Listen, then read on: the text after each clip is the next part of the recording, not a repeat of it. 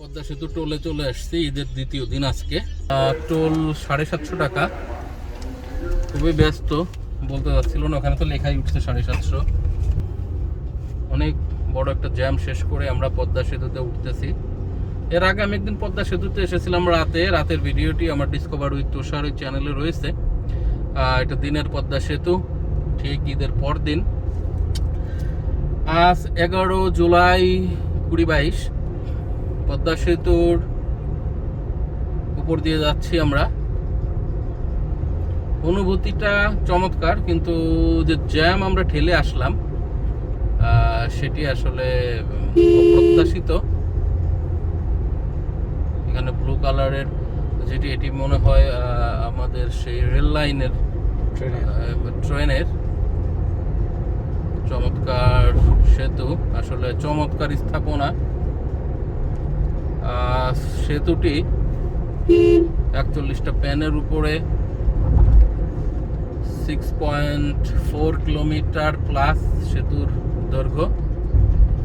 আর সেতুটি প্রশস্ত হচ্ছে 18.18 মিটার। এশিয়া মহাদেশের মধ্যে এটি একটি বৃহত্তর সেতু।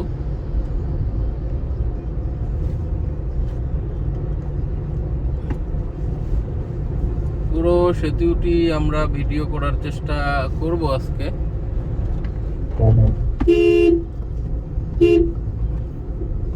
সেতুতে নামা নিষেধ, একটু সাবধানে ড্রাইভ করতে হবে বিজয়। আইন শৃঙ্খলা বাহিনীও আছে সেতুতে, যাতে আইন শৃঙ্খলা বাহিনী আছে, এখানে একজন আর্মি ভাই আছে। তো আসলে এইরকম ব্যস্ত সেতুতে নামার কোনো মানে হয় না। মানুষ যে আবেগে নেমে বসে, আসলে সেটা আসলে উচিত নয়।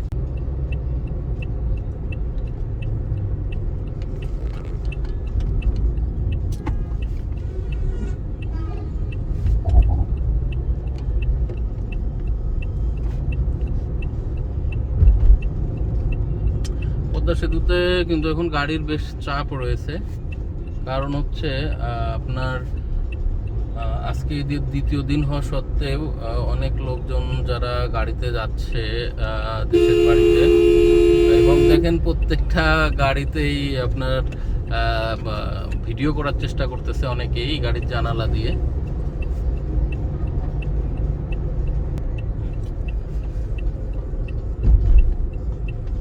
মাঝে মাঝে আর্মির টহল গাড়ি সেতুর আইন শৃঙ্খলা রক্ষার জন্য তারা নিয়োজিত আছেন, যাতে করে সেতুর উপরে কেউ না থামে। সেতুর উপরে আসলে ব্যস্ত সেতুর উপরে থেমে ভিডিও করা বা এগুলো করা উচিত নয়। কারণ হচ্ছে যে প্রচুর গাড়ি চলাচল করতেছে, তো যে কোনো একটা দুর্ঘটনা ঘটে যেতে পারে।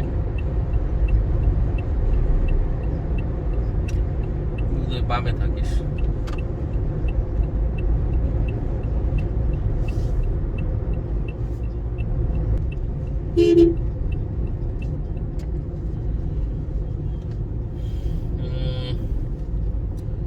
সেতুতে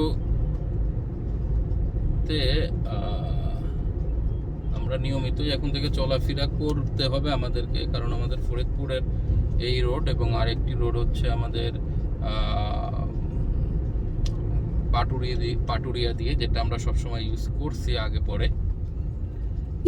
সো এটাই, তো এই দিক দিয়ে আমাদের এখন সহজ হবে।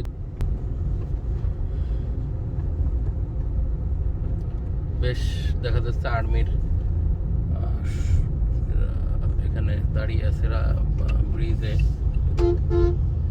আসলে এইসব ব্রিজের রক্ষণাবেক্ষণের দায়িত্ব আর্মিরই হওয়া উচিত, কারণ পুলিশের যে তৎপরতা থাকে তাদের আসলে এইরকম শৃঙ্খলা মেনটেন করা আমার মনে হয় না পসিবল। কারণ শৃঙ্খলা বলতে যেটা বোঝায় সেটা আসলে আমরা আর্মিদের থেকে পেয়ে থাকি, এবং শৃঙ্খলার মূলত যে সংজ্ঞা সেটা আর্মির দ্বারাই সম্ভব।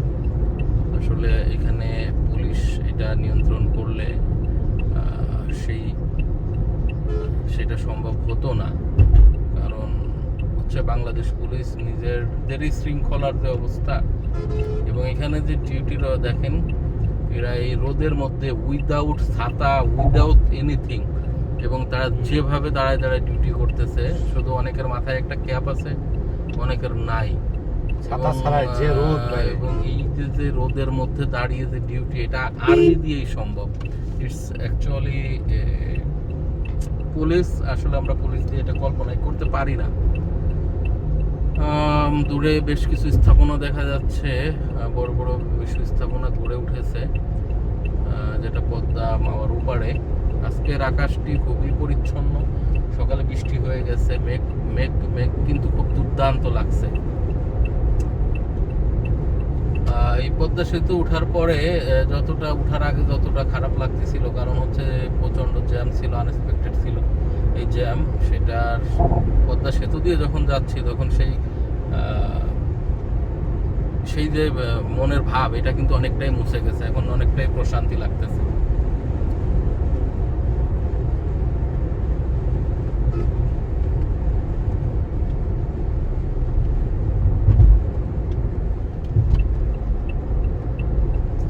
পদ্মার পার হয়ে যাচ্ছে যে ইলিশ, এসি, এসব গাড়ি কিন্তু পদ্মার ওপারে আগে যেত না।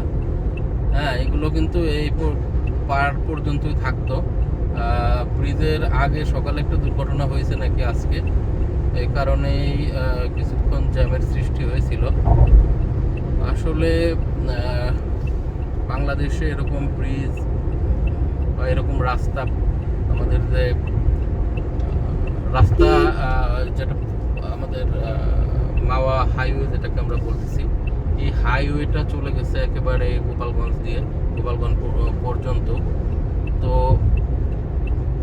এরকম ভালো রাস্তা হঠাৎ করে পেয়ে কেউ কেউ এই রাস্তায় তাদের গাড়ির গতি অতিরিক্ত বাড়িয়ে দেয়, এবং যেটা তাদের গতিসীমার বাইরে চলে যায়, নিয়ন্ত্রণের বাইরে চলে যায়। সো নানান দুর্ঘটনা ঘটে থাকে। সো ড্রাইভ আসলে কেয়ারফুলি করতে হবে। আমরা প্রায় 6.5 কিলোমিটারের সেতুর শেষ প্রান্তে চলে এসেছি।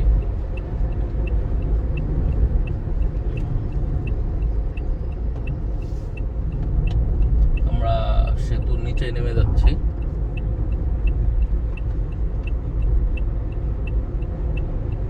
দিনের বেলা এই প্রথম আমার সেতুতে আসা, দুর্দান্ত একটি মুহূর্ত কাটালাম সেতুতে।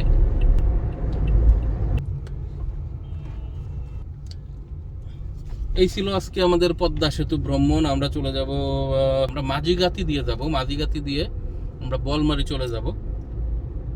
অসাধারণ অভিজ্ঞতা।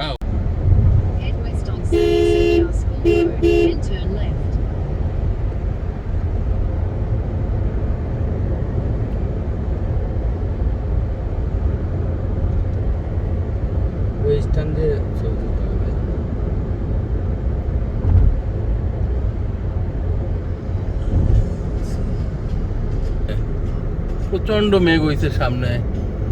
হ্যাঁ, আমার তো মাওয়ার ওই পাশের থেকে মাওয়ার এই পাশের অংশ বেশি সুন্দর লাগতেছে, তাই না? ঢাকার থেকে এই পাশের অংশটা আরো বেশি সুন্দর। পোস্টার এলো বেশি, আবার না, পোস্টার গুলোতে একেবারে রাস্তার সৌন্দর্য নষ্ট। এটা কোন ব্রিজ? Arial bridge. হ্যাঁ,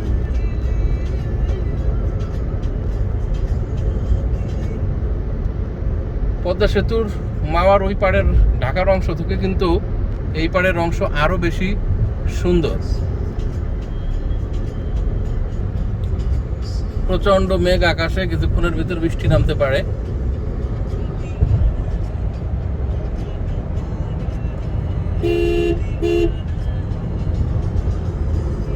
সামনে পুলিয়া বাজার।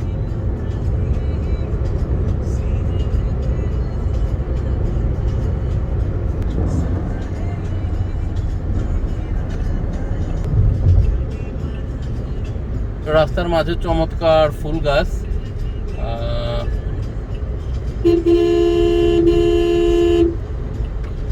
দেখেন 1 কিলো দূরিতে বামে সিগন্যাল দিচ্ছে, ওর বামে যাইতেছে না। খুবই চমৎকার।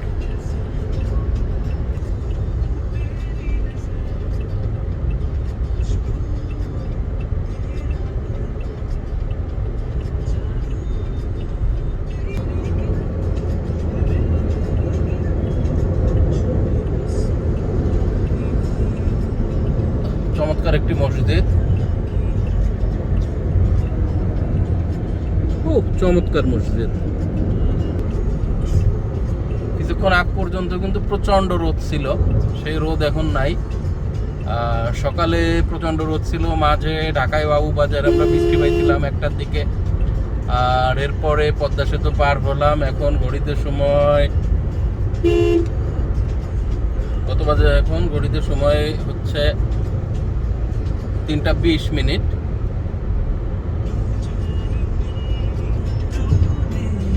হালকা বৃষ্টি কিন্তু চলে আসছে, উইন্ডশিল্ডে অলরেডি বৃষ্টি ফোঁটা দেখা যাচ্ছে। আমরা পুলিয়া বাজার সামনে, বামে এবং ডান দিকে ভাঙা।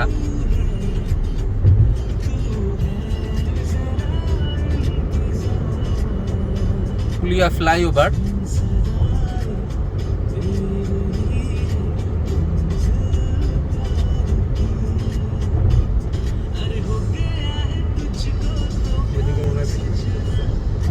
সামনে বৃষ্টি হচ্ছে, বোঝাই যাচ্ছে।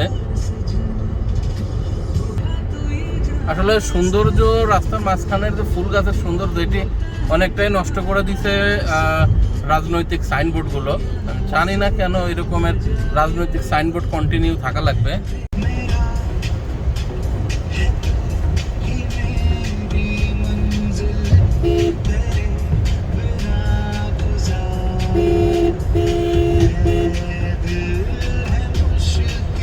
সামনে গাড়ি আছে।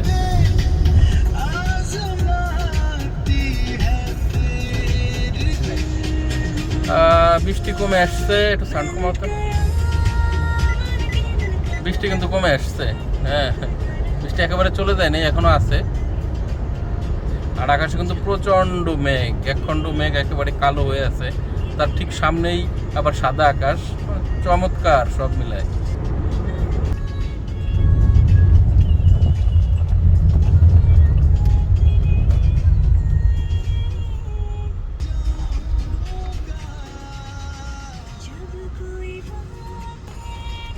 কি ব্রিজ? কোন ব্রিজের টোল বড় ভাই? এক্সপ্রেস হাইওয়ে, মানে এপারের এক্সপ্রেস হাইওয়ে।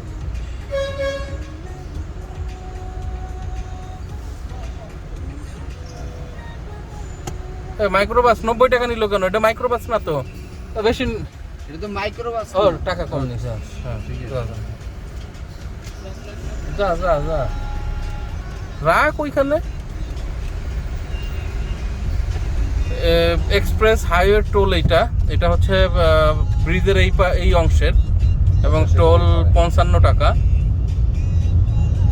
প্রাইভেট কারের মাইক্রো 90 টাকা দেখলাম। এবং এটা হচ্ছে আতাদি রেলওয়ে ওভারব্রিজ। আতাদি রেলওয়ে ওভারব্রিজ 976 মিটারের একটি ওভারব্রিজ, অলমোস্ট 1 কিলোমিটার। অনেকেই কিন্তু আমরা মাওয়া পর্যন্ত আসি, যারা এই পাশে আসেন না, তারা কিন্তু এই পাশের সৌন্দর্যটা দেখেন না বা দেখেন নাই। যদিও মাওয়ার ওই পাশের রোডটি আরো বেশি চওড়া, দুই পাশে আরো 2টি লেন রয়েছে লোকাল চলার জন্য। এখানে ওই লোকাল লেন নাই, কিন্তু এটা কিন্তু চমৎকার। লোকাল লেন আছে কি? আছে। ভাঙা পর্যন্ত লোকাল লেন আছে, তাই না? দেখেন কি চমৎকার।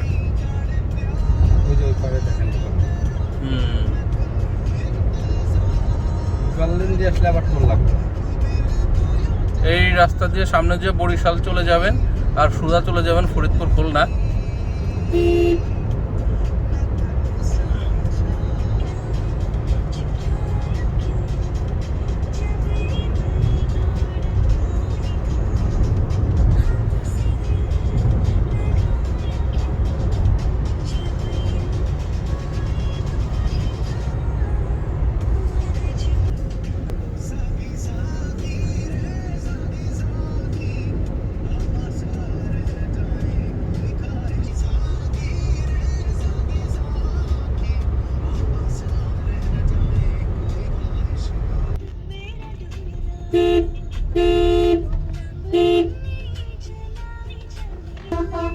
এখান থেকে জাতির পিতা বঙ্গবন্ধু শেখ মুজিবুর রহমানের সমাধি টুঙ্গিপাড়া 44 কিলোমিটার,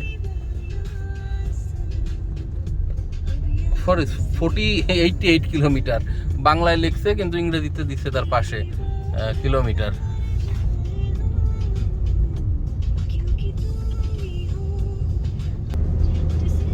আমরা এক্সপ্রেস হাইওয়ে শেষ করে ফেললাম। শেষ করে আমরা অলরেডি কাশিয়ানি রোডে ঢুকে গেছি। তো এই রোড দিয়ে কাশিয়ানি, আপনার বলমারি, গোপালগঞ্জ, খুলনা, যশোর এই সমস্ত রোডে যাওয়া যায়। So thank you, stay with us, এবং আমাদের সাথে থেকে ভাঙা হাইওয়ে এক্সপ্রেস দেখার জন্য ধন্যবাদ আপনাদেরকে। আমরা এখন চলে যাচ্ছি বলমারির দিকে, মাঝিকাতি দিয়ে। বাই।